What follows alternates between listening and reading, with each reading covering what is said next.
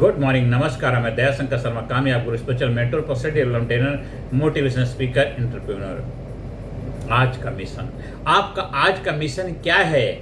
आज हम एक बहुत ही एंटरप्रेन्योरल प्रॉब्लम को सॉल्व करने की दिशा की तरफ आगे बढ़ेंगे। मैं पूरे दिन बिजी रहता हूँ, फिर भी बिजनेस उतना ग्रो क्यों नहीं कर रहा है? मैं पूरे दिन बिजी रहता हूँ, पूरे दिन काम करता हूँ, फिर भी मेरा बिजनेस उतना क्यों नहीं हो पा रहा जितना मैं चाहता हूँ? दोस्तों, आज के सेशन के अंत तक आज हम सीखेंगे, आइडेंटिफाई करेंगे कौन से कस्टमर सबसे ज़्यादा वैल्यू देते हैं, कौन से प्रोडक्ट सर्विस सबसे ज़्यादा प्रॉफिट देते हैं, कौन सी एक्टिविटी सबसे रिजल्ट देती है और कौन से काम आपको समय वेस्ट करते हैं, कौन से काम बंद, डेलीगेट या ऑटोमेट करने हैं। अगले 7 दिनों की टॉप 5 बिजनेस प्रायोरिटीज बनाएंगे और आपका 80-20 एक्शन प्लान क्या है दोस्तों?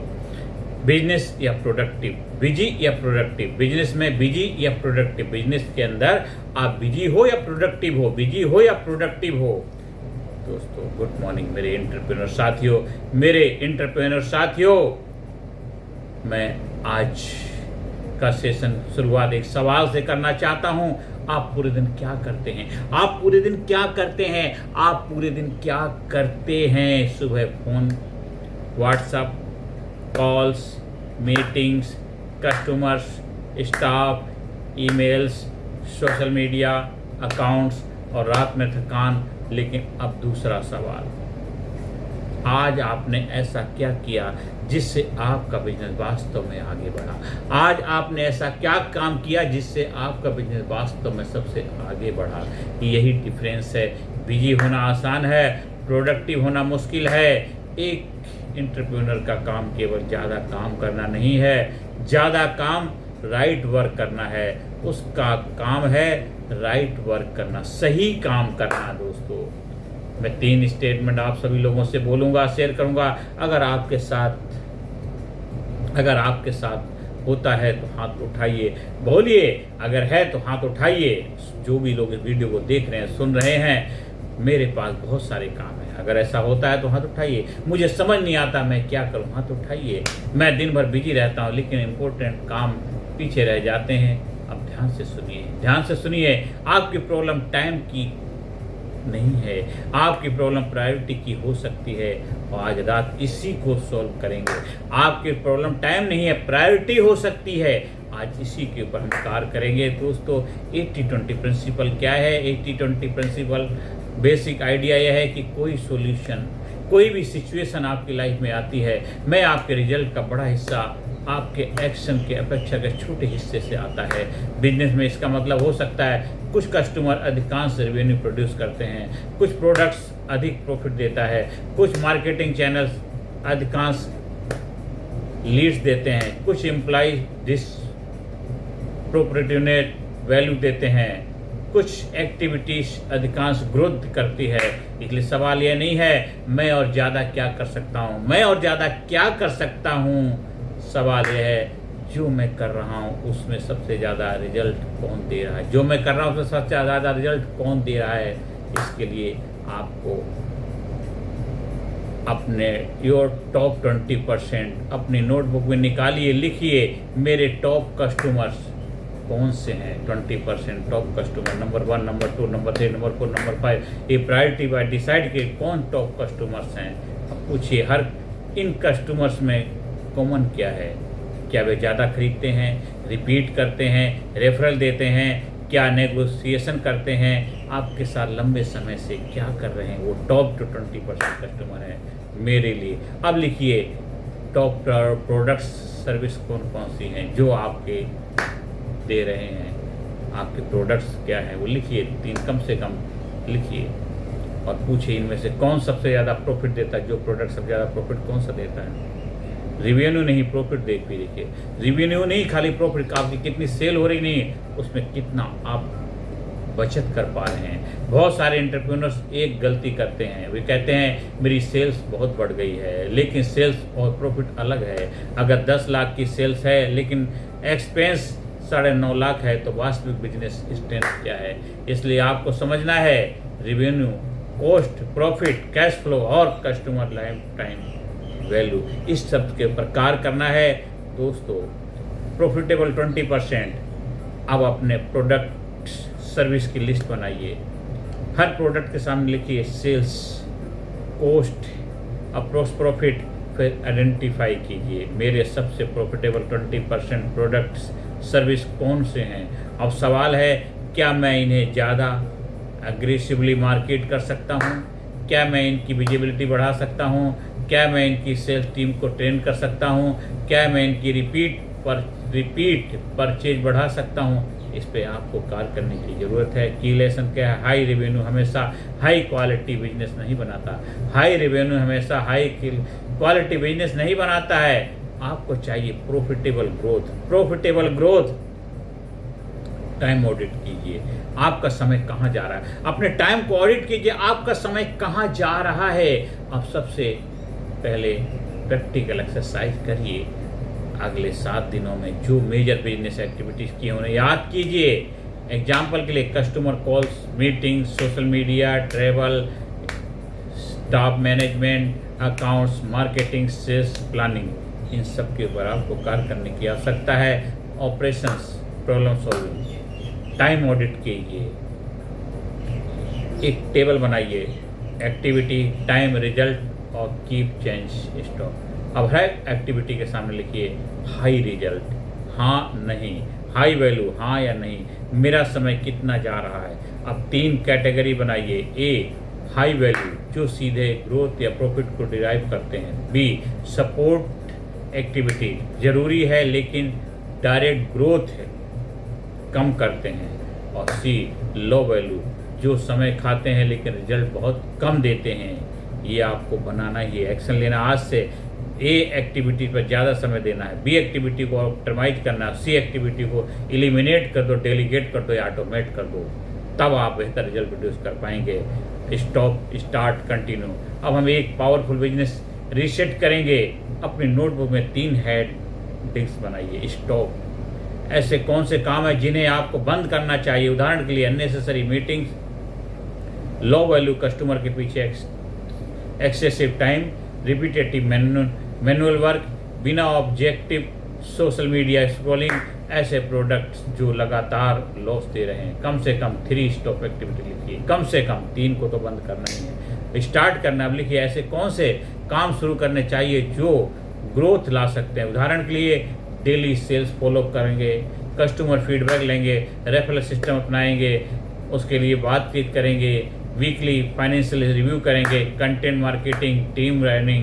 कम से कम 3 स्टार्ट एक्टिविटी, कम से कम 3 पे एक्शन आपको लेना ही लेना है मिनिमम। ऐसे कौन से काम हैं जो अच्छे रिजल्ट दे रहे हैं, उन्हें जारी रखना है। और कम से कम 3 कंटिन्यू एक्टिविटी आपको करनी ही करनी है, एनी हाउ एनीवे। शेयरिंग, अब पार्टिसिपेंट को पेयर में डिवाइड करें। हर व्यक्ति अपने पार्टनर को बताएगा, जो भी आपके टीम मेंबर सबके साथ बैठी बातचीत करिए, शेयरिंग करिए। स्टॉप क्या क्या करना है उनसे डिस्कस करके, मीटिंग करके आप देखिए क्या स्टॉप करना है, क्या स्टार्ट करना है, क्या कंटिन्यू करना है। और पार्टनर से पूछें आप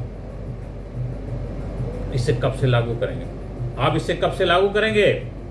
उत्तर होना चाहिए आज, कल, निश्चित तारीख। डिसाइड करिए आज, अभी से करना ही करना है। खाली सुनने से वीडियो बात नहीं बनेगी, देखने से बात नहीं बनेगी, इसको अप्लाई करना है, इम्प्लीमेंटेशन करना है।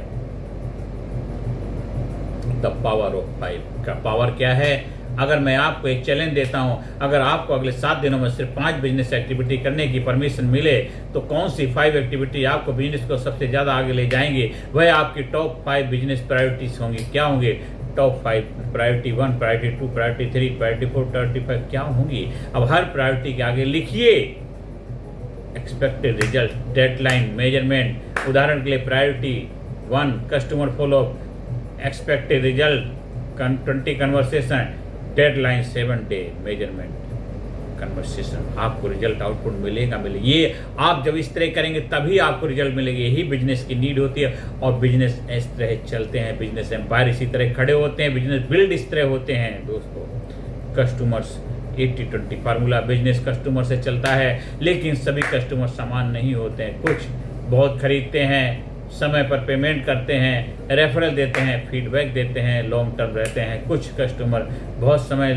लेते हैं, बार बार नेगोशिएट करते हैं, कम खरीदते हैं। और अपनी टीम का डिस्प्रोपोर्शनेट टाइम कंज्यूम करते हैं। इसीलिए आज से अभी से कस्टमर सेगमेंटेशन बनाइए, अपने कस्टमर की 3 ग्रुप में रखिए, अपने कस्टमर को 3 ग्रुप में रखिए। Number 1 high value customer, high revenue, high relationship, high potential. B value में ग्रोथ में पोटेंशियल अच्छे हैं लेकिन अभी पोटेंशियल बाकी है। सी में लो वैल्यू हाई एफर्ट, कम वैल्यू ज़्यादा एफर्ट। अब पूछिए कस्टमर को कैसे, ए कस्टमर को कैसे रिटेन करूंगा, बी कस्टमर को इसमें कैसे बदलूंगा, सी कस्टमर पर मैं कितना टाइम इन्वेस्ट करूंगा। ये आपको डिसाइड करना है, इस पे कार्य करना ही करना है दोस्तों। हर कस्टमर को समान तरीके से सर्व करना जरूरी नहीं है, हर कस्टमर को समान सम्मान देना जरूरी नहीं है, लेकिन रिसोर्स एलोकेशन स्ट्रेटेजी होना चाहिए, जरूर होना चाहिए। मार्केटिंग 18-20, अब मार्केटिंग की तारीफ करते हैं। अब आप कौन कौन से चैनल्स यूज करते हैं मार्केटिंग के लिए? इंस्टाग्राम हो गया, फेसबुक है, व्हाट्सएप है, एप्रिल है, गूगल्स है, नेटवर्किंग है, ऑफलाइन प्रमोशन है। अब सवाल है कौन सा चैनल वास्तव में कस्टमर ला रहा है। इस पर आपको कार्य करने की, ध्यान रखने, रिसर्च करने की आवश्यकता है। उसी को आप रिपीट करेंगे, कौन सा चैनल जो आपको सबसे ज़्यादा कस्टमर ला रहा है। और मार्केटिंग स्कोरबोर्ड हर चैनल के सामने लिखिए, लीड्स, कन्वर्सेशन, रेवेन्यू, कॉस्ट और आइडेंटिफाई कीजिए top marketing channel. Weak marketing channel, अब डिसीजन लीजिए, टॉप चैनल पर ज़्यादा फोकस, वीक चैनल को इम्प्रूव, टेस्ट या स्टॉप करेंगे। 80-20 डिसीजन मैट्रिक्स, अब 4 बॉक्स आपने बनाए हैं। High result, low profit, do more. High result, high effort, systemise. Low result, low effort, minimise. Low result, high effort, stop या डेलीगेट। अब अपने बिजनेस की 4 एक्टिविटी इन बॉक्स में डालिए। ये आपको प्रैक्टिकल बैठ के करने की आवश्यकता है, क्योंकि आप बिजनेस ओनर हैं, बिजनेस को बिल्ड करना चाहते हैं। ये हम तो एक जस्ट आपको सिंपल वीडियो के माध्यम से थोड़ा आपको आइडिया दिया है, आपको बस इंफॉर्मेशन दी है, आपको इम्प्लीमेंटेशन खुद ही करना है, खुद बैठ के करेंगे। दोस्तों अब खुद से पूछिए, अगर मैं अपने बिजनेस से 30% अननेसेसरी एक्टिविटी हटा दूं तो मेरा समय कहाँ लगेगा? यही स्ट्रेटेजिक थिंकिंग है, यही स्ट्रेटेजिक थिंकिंग है। बहुत सारे आजकल हमारे बच्चे, युवा साथी जो बिजनेस की ट्रेनिंग लेते हैं, बिजनेस की आइडिया, बिजनेस में आगे बढ़ना चाह रहे हैं, तो उनको भी इस वीडियो को सुनना चाहिए और अपने बिजनेस को बेहतर बनाने में इसको अप्लाई करना चाहिए। अगर मैं अपने 30% अननेसेसरी एक्टिविटी हटा दूँ तो मेरा समय कहाँ लगेगा? यही स्ट्रेटेजिक थिंकिंग है। 80-20 कमिटमेंट, आप सभी मुट्ठी बंद करके कमिटमेंट करें, अपने हाथ को अपने हार्ट पर रखिए और मेरे साथ बोलिए, दिल पे हाथ रख करके बोलिए, मैं हर काम करने की कोशिश नहीं करूंगा, मैं हर काम करने की कोशिश नहीं करूंगा, मैं सही काम चुनूंगा, मैं अपने हाईएस्ट वैल्यू कस्टमर पर फोकस करूंगा, मैं अपने मोस्ट प्रॉफिटेबल प्रोडक्ट पर फोकस करूंगा, मैं अपने टाइम का ऑडिट करूंगा, मैं लो वैल्यू एक्टिविटीज को हटाऊंगा, मैं डेलीगेशन और सिस्टम्स का इस्तेमाल करूंगा, मैं नंबर्स देखकर डिसीजन लूंगा, मैं बिजी नहीं प्रोडक्टिव बनूंगा और सबसे महत्वपूर्ण, I will focus on what matters most. I will focus what matters most, सबसे ज़्यादा जो जरूरी है उसके ऊपर फोकस करूंगा। 24 आवर का एक्शन चैलेंज स्वीकार करिए। अगले 24 घंटे में आपको केवल एक 80-20 डिसीजन लेना है। इनमें से कौन एक हो सकता है? एक लो वैल्यू एक्टिविटी स्टॉप करेंगे, एक हाई वैल्यू एक्टिविटी डबल करेंगे, एक काम डेलीगेट करेंगे, एक प्रॉफिटेबल प्रोडक्ट सर्विस पर फोकस करेंगे और एक बिजनेस मैट्रिक ट्रैक करना शुरू कर देंगे। लेकिन एक्शन आज ही लेना चाहिए, आज ही होना चाहिए। दोस्तों, बिजनेस ग्रोथ का मतलब हमेशा मोर कस्टमर्स, मोर प्रोडक्ट्स, मोर एम्प्लॉइज, मोर हाउस आवर्स नहीं है। कई बार ग्रोथ का रास्ता less but better, come distraction, come unnecessary work, come low value activity और ज़्यादा focus, value, education, profit, impact. याद रखिए, आपको 100 चीज़ों में अच्छा बनने की जरूरत नहीं, आपको 100 चीज़ों में अच्छा बनने की आवश्यकता नहीं है। आपको उन 5-7 चीज़ों में एक्सेप्शनल बनना है जो आपके बिजनेस के रिजल्ट ड्राइव करते हैं। Stop doing everything, start doing what matters, focus, execute, measure, scale. यही है 80-20 बिजनेस मास्टरी फार्मूला है। 80-20 बिजनेस फार्मूला अपनाइए, अपने बिजनेस को 4 चांद लगाइए, बिजनेस को ऊंचाई पर ले जाइए। धन्यवाद, थैंक यू वेरी मच।